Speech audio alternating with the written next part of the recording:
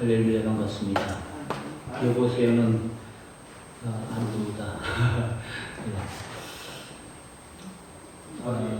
주일날 예배 드릴 때는 꼭 모음으로 이렇게 하시길 바랍니다. 저희 집에 며칠 전에 꽃이 폈어요. 마당에. 눈이 한참 많이 와가지고 엄청나게 쌓였는데 그걸 뚫고 꽃을 피우는 것을 보니까 참 신기하다. 그래서 신기하게 꽃을 따라보았습니다. 저희 앞집에는 눈 오기 전에 펜지라고 하는 꽃이 피었어요. 그래서 겨울인데 꽃이 폈네. 그랬더니 눈이 왔어요. 많이 쌓였잖아요. 그런데 눈이 녹고 나니까 그 꽃이 그대로 살아있어요. 참 신기하다. 지난 겨울 되기 전에 집에다가 봄동 배추 있잖아요. 봄동을 심었는데 추워서 이거 견디겠나, 그거 좀 미리 캐먹을 걸 생각하다가 눈 오고 난 다음에 눈이 다 녹고 나서 이렇게 보니까 그대로 또 살아있더란 말이에요. 그래서 참 자연이라고 하는 것 참 신기하구나, 하나님의 역사가 참 놀랍구나, 그런 생각을 해보았습니다. 엊그제가 경칩이었잖아요, 그죠? 경칩의 의미를 잘 아시죠? 삼라만상이 초목이 잠에서 깨어난다. 뿐만 아니라 개구리도 겨울잠 자다가 땅 위로 올라온다. 동물들도 겨울잠 자다가 이제는 잠에서 깨어나서 무트로 올라온다. 그런 의미들을 가지고 있어요. 날씨도 오늘까지는 조금 쌀쌀하지만 내일부터 또 풀린다고 하는 그런 소식이 있습니다. 사람은 누구나 다 어려워요. 힘든 일이 있어요. 누구나입니다. 누구나. 잘 사는 사람도, 못 사는 사람도, 부자도, 가난한 사람도, 또 학벌 있는 사람도, 저 사람은 아무 걱정 없겠지, 하나 돈 많으면 무슨 걱정이 있겠어, 그러지만 또 나름대로의 많은 고통과 고난 속에서 그렇게 살아갑니다. 목사인 저도 잠 못 이루는 밤이 참 많이 있어요. 그만큼 고민이 많다고 하는 그런 얘기잖아요, 그죠? 다 마찬가지입니다. 그런데 고난이라고 하는 것은 반드시 지나간다. 반드시 지나간다. 그게 진리입니다. 반드시 지나간다. 그런데 고난이라고 하는 것을 의미 없이 받아들이면 그냥 고난으로밖에는 생각이 안 돼요. 참 어려웠다, 힘들었다, 그 정도로 그칠 거예요. 그런데 예수 믿는 우리는 하나님이 우리에게 왜 고난을 주셨을까? 고난이 주는 유익이 세 가지가 있어요. 하나는 고난을 통해서 하나님이 우리에게 유익을 주시는데, 어떤 유익을 주시느냐? 그 고난을 통해서 하나님의 뜻을 알게 되고 하나님의 계획을 알게 된다라고 하는 거예요. 그러면 고난이 우리에게 어려움을 주었지만 어려움 대신에 우리에게 유익이 되잖아요.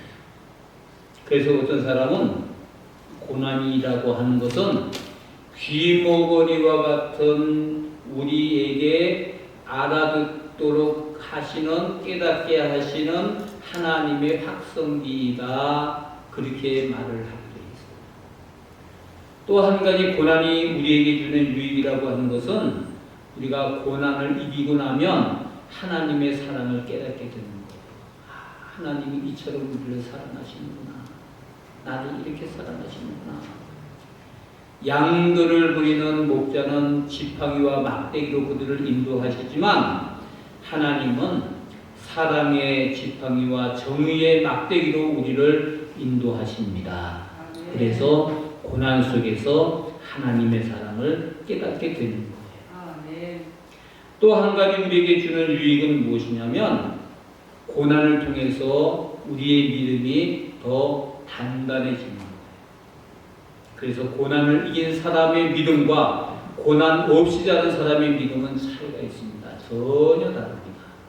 하나님은 고난을 통해서 우리의 믿음이 자라나고 그렇게 역사해 주십니다. 하나님은 때로 고난을 통해서 우리의 교만의 목을 꺾으시는 분이에요. 그리고 나의 잘남, 나의 자존심, 자존감 이런 것도 하나님은 꺾으시는 분이에요.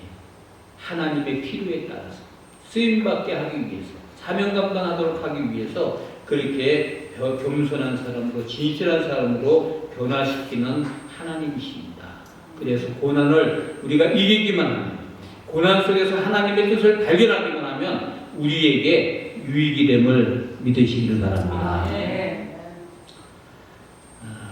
성경에 보면은 하루를 계산하는 방법이 나와요. 창세기 1장 1절에 보면 하나님이 천지를 만드시면서 저녁이 되며 아침이 되니 이는 첫째 날이니라.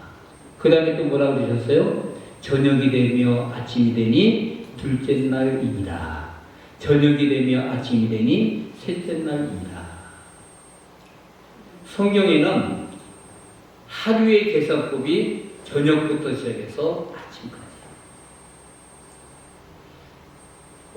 저녁부터 계산한다는 얘기죠. 그래서 그 다음날 저녁까지가 하루죠. 예.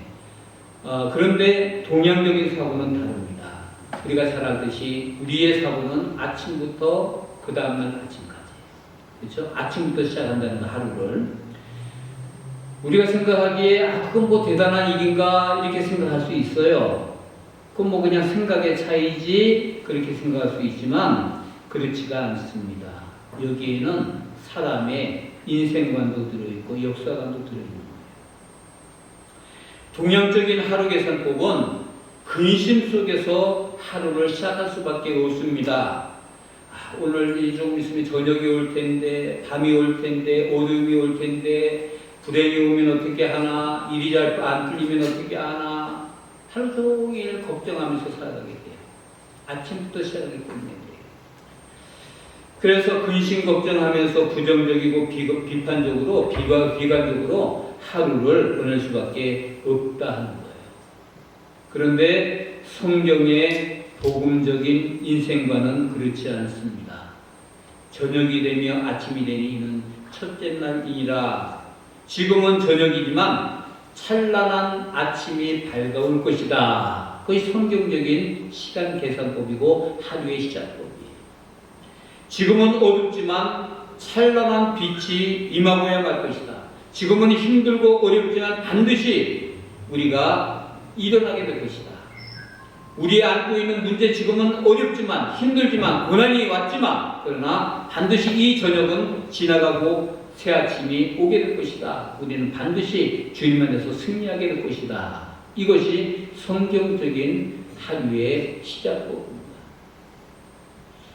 여러분, 오늘 우리가 인생을 살면서 하나님이 안 계셨으면 어떻게 했을까 그렇게 생각을 할 때가 참 많이 있어요. 어려움이 왔을 때, 고난이 왔을 때, 문제가 있을 때 하나님이 나를 도와주시지 않았다면 어떻게 했을까? 그래서 하나님을 믿는 것이 얼마나 감사한지 몰라요. 하나님을 믿는 것이 우리에게 큰 복임을 믿으시기를 바랍니다. 오늘 본문에는 절망스러운 가운데에서도 희망을 가질 수 있는 이유를 설명하고 있습니다. 첫 번째는 오늘 본문 15절 말씀이에요. 15절 말씀 보시면 하나님의 용서가 있다. 그래서 우리에게는 희망이 있다라는 거예요. 여호와가 너의 형벌을 제하였고 너의 원수를 쫓아내었으며 내가 다시는 화를 당할까 두려워하지 아니할 것이다. 무슨 말입니까? 하나님께서 이스라엘 백성의 죄를 용서하셨기 때문에 절망할 이유가 없다. 그 말씀을 하고 있는 거예요.